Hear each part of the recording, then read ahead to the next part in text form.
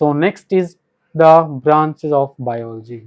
हमारी बायोलॉजी जो है उसकी अलग अलग ब्रांचेज हैं। हर एक ब्रांच का अपना स्कोप है, हर एक ब्रांच में अपना सभी, कोई भी आपके इंटरेस्ट पे डिपेंड करता है कि आप कौन सी स्ट्रीम में जाना चाहते हैं। ये सभी बायोलॉजी की ब्रांच हैं और सभी का अपना अपना एक स्कोप है अपने फील्ड में। सो फर्स्ट हम स्टार्ट करते हैं एनाटॉमी। एनाटॉमी होती है study of the internal structure, ठीक है। ह्यूमन भी एनाटॉमी हमारी ह्यूमन बॉडी की भी होती है, जैसे इंटरनल स्ट्रक्चर को स्टडी करना।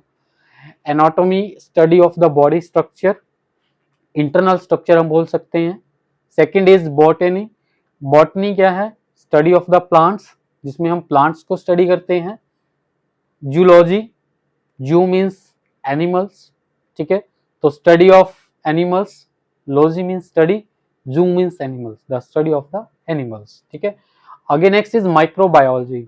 Microbiology is the branch of science, biology की ही एक ब्रांच है जिसमें आप किसको स्टडी करते हैं? Study of the micro organisms, microbes को स्टडी करते हैं। अब माइक्रोब्स हमारे लिए बेनिफिशियल भी हैं, हार्मफुल भी हैं। डिजीज कॉज जो हमें डिजीज कॉज करते हैं वो हमारे लिए हार्मफुल हैं, और कुछ ऐसे माइक्रोब्स हैं जिनको हम कल्चर करते हैं लैब के अंदर जो हमारे लिए यूजफुल भी हैं, जो हमारे मेडिसिनल पर्पज के लिए यूज करते हैं। उनको क्लियर, उनको हम ग्रो कराते हैं अपनी लैब में, ठीक है। So next is microbiology, study of the micro organisms. Genetics, study of the genes, genes को स्टडी करना। जीन्स क्या है? जीन्स जो है हमारा जो फंक्शनल सेगमेंट होता है कि डीएनए का, the functional segment of DNA which is called jeans. Clear, gene क्या है? डीएनए जो है हमारा वो एक जेनेटिक मटेरियल है, उसका एक segment, functional segment, we can say the functional segment of DNA which is called a gene. The study of genes and heredity. You know very well heredity क्या है? The transfer of the characters from the parents to their offspring. ठीक है, this is heredity. Next is ecology. Study of ecosystem. हमारा जो ecosystem है, ecosystem हमारा natural ecosystem भी होता है, artificial ecosystem है। ecosystem होता क्या है? Interactions of the living organism with the non-living organism, non living things. जो हमारे लिविंग है और जो नॉन लिविंग है वो आपस में इंटरेक्ट करते हैं, वो एक दूसरे पे डिपेंड है, जिससे क्या बनता है? इकोसिस्टम बनता है। और इकोसिस्टम हमारा natural ecosystem, the natural ecosystem वो ecosystem which is created by the nature, and artificial ecosystem which is a man-made ecosystem. We can say the man-made ecosystem is an artificial ecosystem.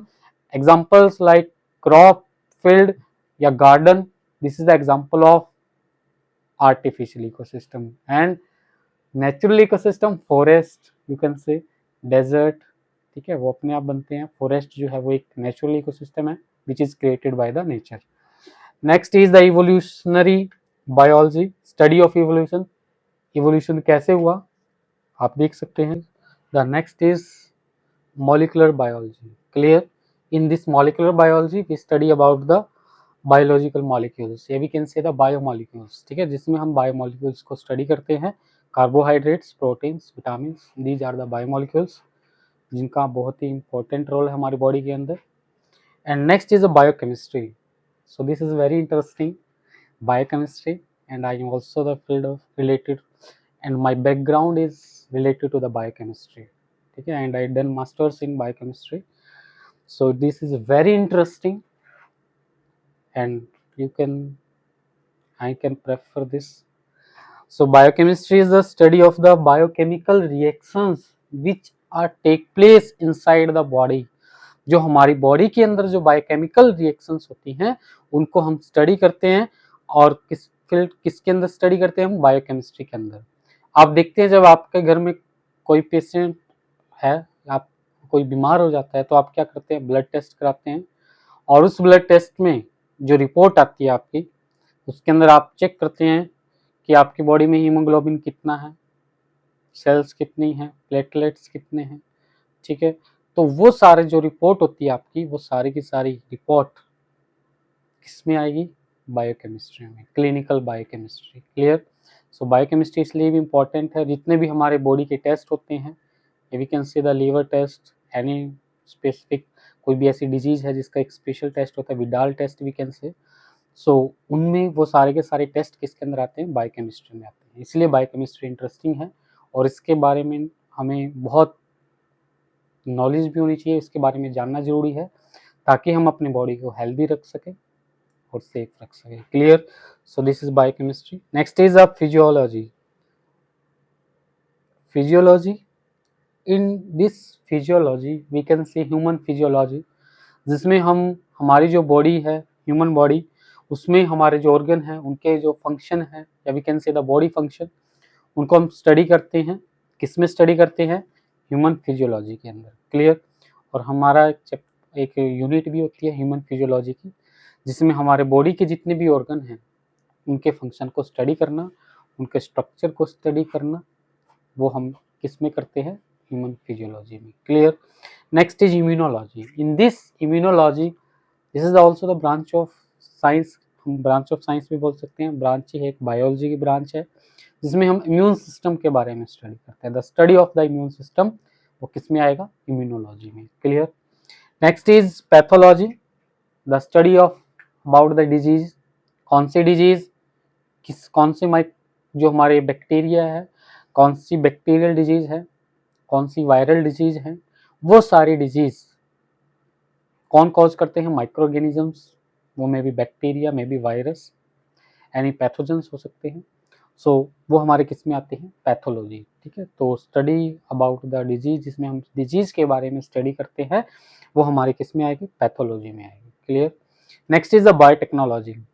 Biotechnology भी हमारी बहुत important है, और मैंने जो my graduation जो है, वो मेरा जो बैकग्राउंड है वो मेरा बायोटेक्नोलॉजी से है। मैंने बायोटेक्नोलॉजी से बैचलर डिग्री की हुई है। एंड बायोटेक्नोलॉजी जो है ये इसलिए भी इम्पोर्टेंट है कि हमारी जो वैक्सीन जो डेवलप होती हैं, वो सारी वैक्सीन किसके थ्रू बनाई जाती हैं? और जो हमारी टेक्निक होती हैं, we can say the biological techniques, जिनको हम यूज़ करते हैं, किस लिए यूज़ करते हैं? For the productions of the useful industrial product जो हमारे बनते हैं, जो हमारे लिए बहुत ज़रूरी है। वैक्सीन हम कह सकते हैं, उसको डेवलप करने के लिए भी हम किसको यूज़ करते हैं? बायोलॉजिकल टेक्निक्स को यूज़ करते हैं। वो सारी टेक्निक्स किस में आती हैं? बायोटेक्नोलॉजी में आती है। Clear? Next is the palaeontology, study of the fossils and the ancient life, so हम पैलेंटोलॉजी में स्टडी करते हैं। And the next is the cell biology. Cell biology में हम क्या करते हैं? सेल के स्ट्रक्चर के बारे में, सेल के फंक्शन के बारे में, टाइप ऑफ सेल के बारे में, उसको हम सारी जितनी भी हमारी सेल्स हैं उनको हम सारे को सेल बायोलॉजी में स्टडी करते हैं। Clear? Next is virology, study of the viruses, जितने भी वायरस हैं, कौन सा वायरस कौन सी डिजीज कॉज करता है, वायरस का स्ट्रक्चर कैसा है। ठीक है, तो वो हमारे सब किस में आते हैं? वायरोलॉजी में आती है। ठीक है, ये बहुत ही एक सेंसिटिव हम फील्ड बोल सकते हैं, क्योंकि जो वायरस होते हैं बहुत सेंसिटिव होते हैं, एंड क्योंकि वो क्या करते हैं? हमें डिजीज़ कॉज करते हैं। वायरल डिजीज होती है वो 1% टू अदर पर्सन को फैलती हैं, डायरेक्टली या इनडायरेक्ट कॉन्टेक्ट से। Next is embryology, the study of the developmental stages of the embryo. Embryo जो होता है, यू नो एम्ब्रियो क्या है? जैसे ही फर्टिलाइजेशन होती है गैमेट्स की, जाइगोट बनता है, जाइगोट से क्या बनेगा? एम्ब्रियो बनेगा। और जैसे ही हमारी जो बॉडी है, ह्यूमन बॉडी, जब प्रेगनेंसी होती है तो उस टाइम पे क्या होता है? जो एम्ब्रियो है, एम्ब्रियो की जो डेवलपमेंट स्टेजेस होती हैं, जैसे ही एम्ब्रियो डेवलप करता है अलग अलग स्टेजेस पे, उसको हम स्टडी करते हैं, उसको हम एम्ब्रियोलॉजी में स्टडी करते हैं। क्लियर?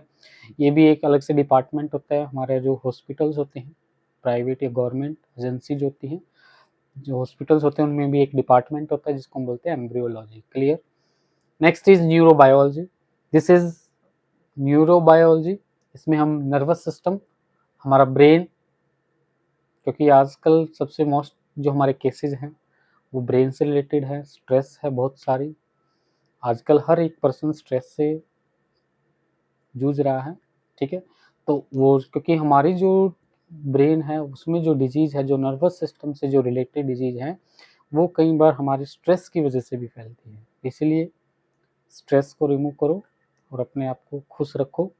न्यूरोबायोलॉजी, जो which is related to the nervous system. Clear? Next is astrobiology, life in the space. ठीक है, एस्ट्रोबायोलॉजी में क्या करते हैं हम, study of a life in the space. ठीक है, and next is entomology, entomology the study of a insects, insects के बारे में स्टडी करना, वो किस में आते हैं, entomology. Clear. And the least and the last one is bio informatics.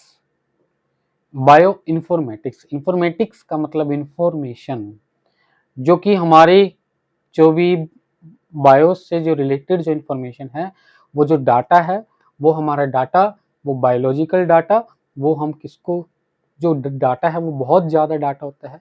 ठीक है, जैसे हमारा जो जीनोम प्रोजेक्ट है, क्योंकि जीनोम जो होता है वो उसको स्टोर करना बुक्स के अंदर बहुत डिफ़िकल्ट है, और वो हमारे लिए स्टडी करना भी बहुत डिफ़िकल्ट था।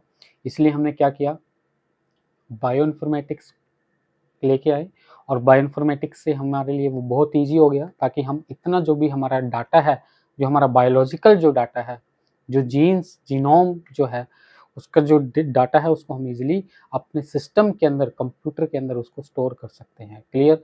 सो now is the biological data and the computers which is related to the field of bio informatics. Thank you so much, मिलते हैं नेक्स्ट लेक्चर में।